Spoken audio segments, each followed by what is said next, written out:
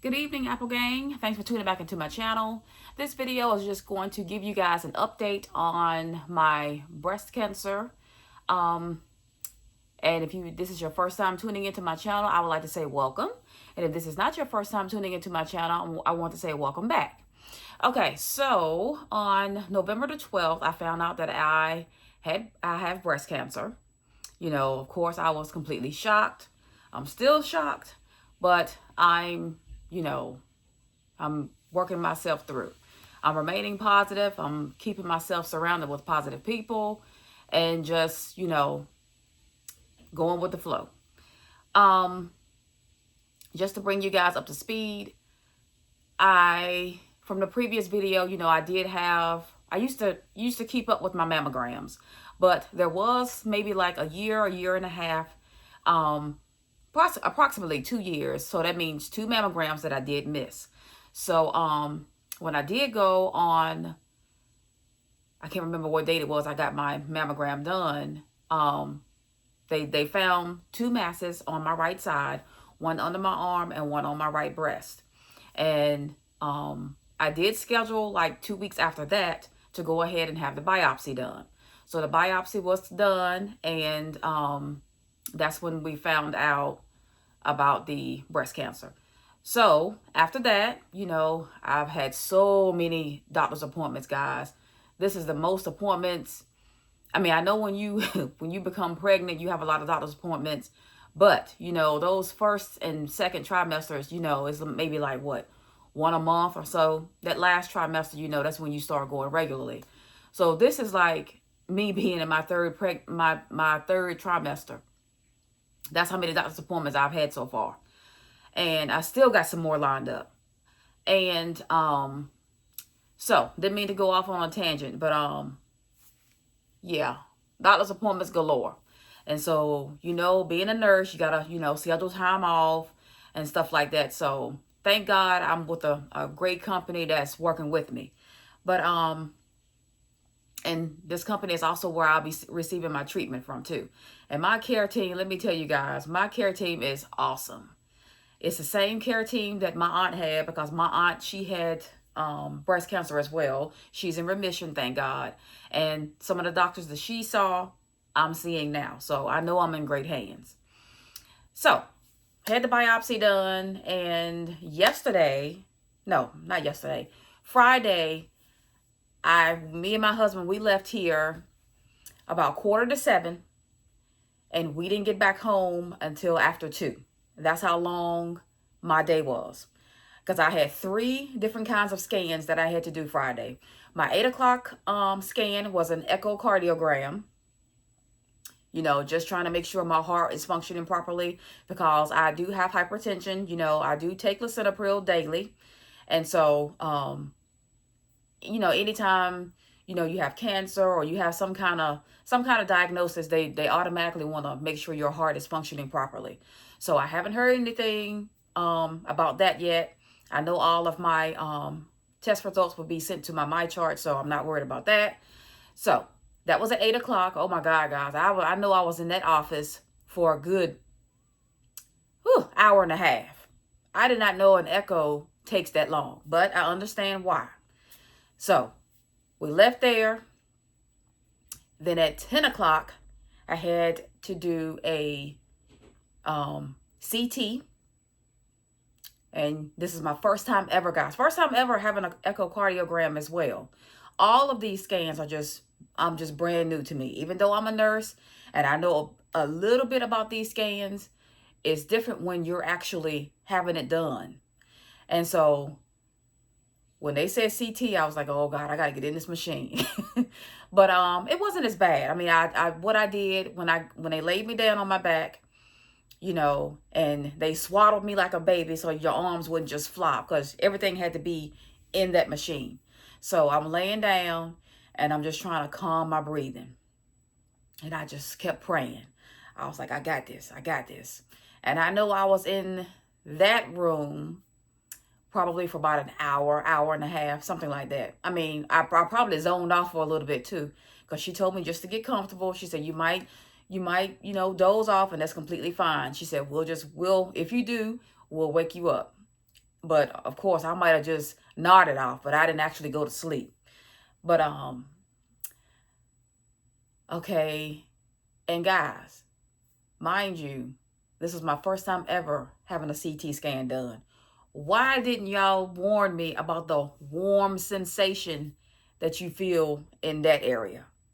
When she told me that, when I first got on the table, she was like, well, she said, is this your first time ever having a CT scan? I said, first time ever. She said, okay. She said, you are in for a ride. I'm looking like, what is she talking about? And the warm sensation down there is what she was talking about. Because it makes you feel like you have to pee. And I know I'm looking like, I know I'm not peeing on myself. But I'm looking like, wow, now I see what she's talking about. But that CT scan, it scans you from, the top of your head all the way to the bottom of your feet. And I guess it's scanning to see if there are any abnormalities, throughout your body. And lo and behold, they found one little problem, which I had the same issue 15 years ago when I was pregnant with my youngest son. And so the cyst on my right ovary has come back. Of course, I'm in the doctor's office. I'm waiting to have my next scan done, and I got a phone call from the my care team. I was like, "Oh Lord, please don't let it be nothing else." But I have been having some tugging pain on my right side. I thought it was my appendix, but I'm like, that's kind of a little further back.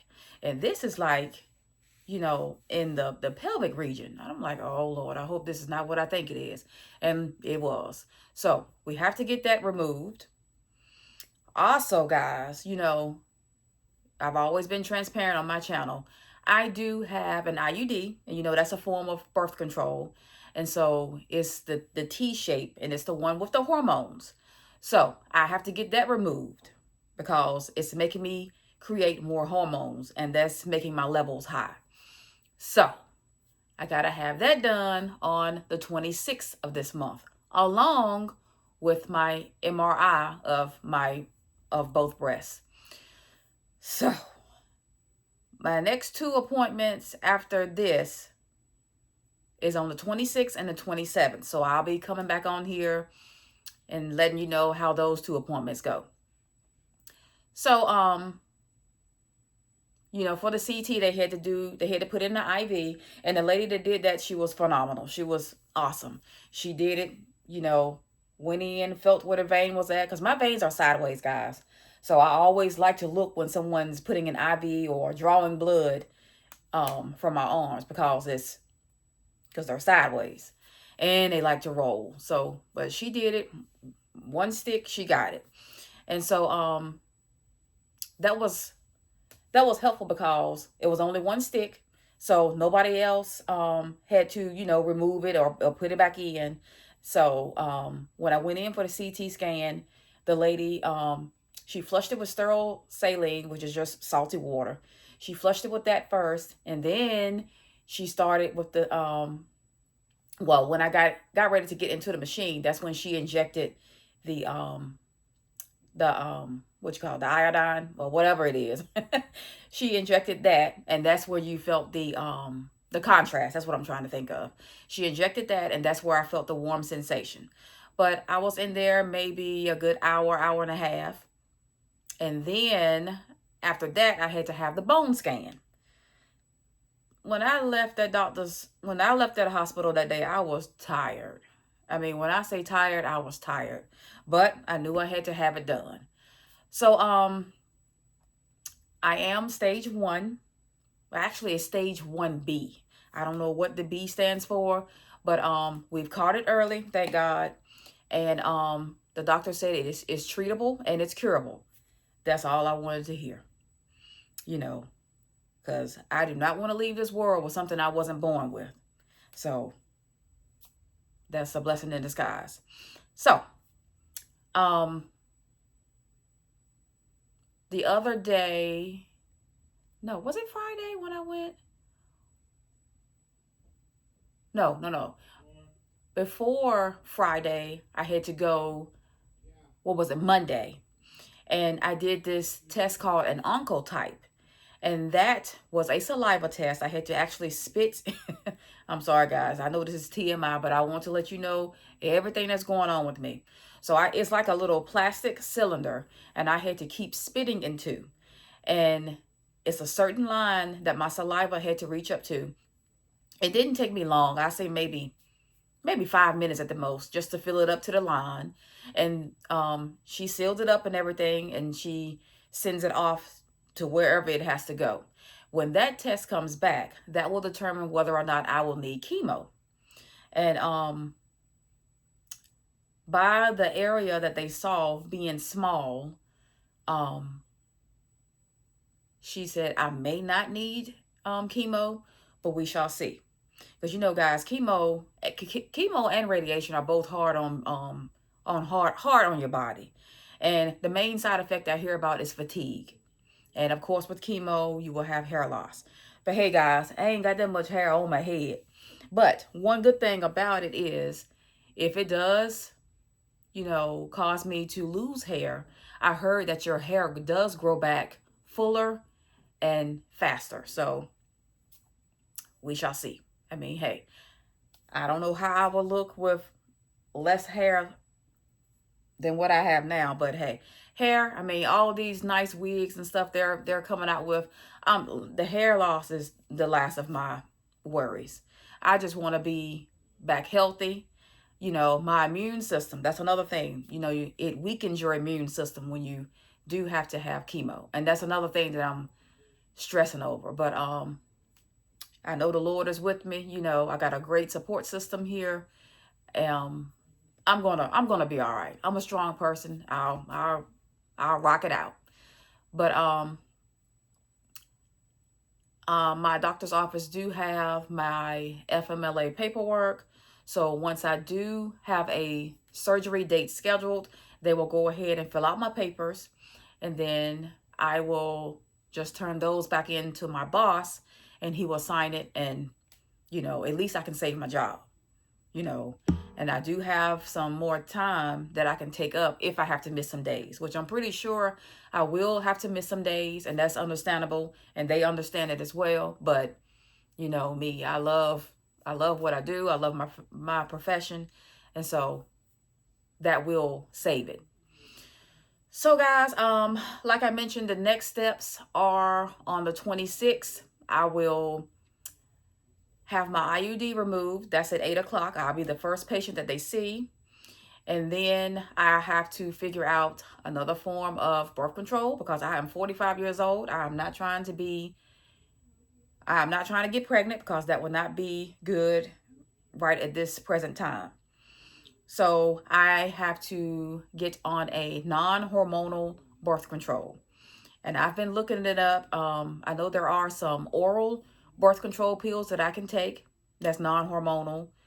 I'm trying to get my husband to get a vasectomy, but we shall see. I know I can option to get the other IUD, and that's called the Paragard. That's the one that doesn't have any hormones. But guys, I've had an IUD for so long, and I don't want anything that's going to make my cycles heavy.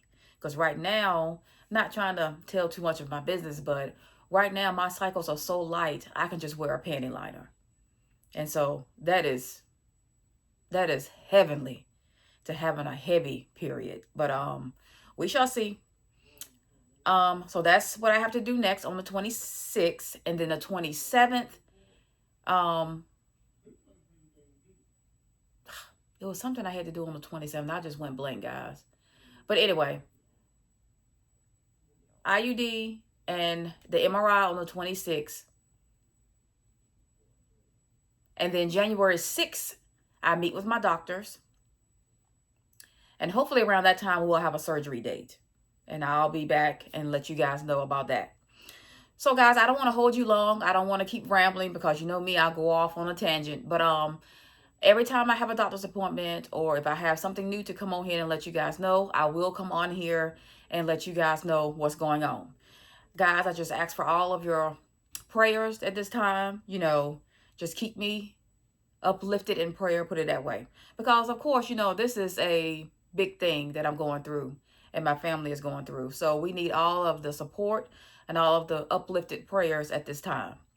So guys, I think that is all that I'm going to mention on this video for right now. And until the next one, be blessed and be safe.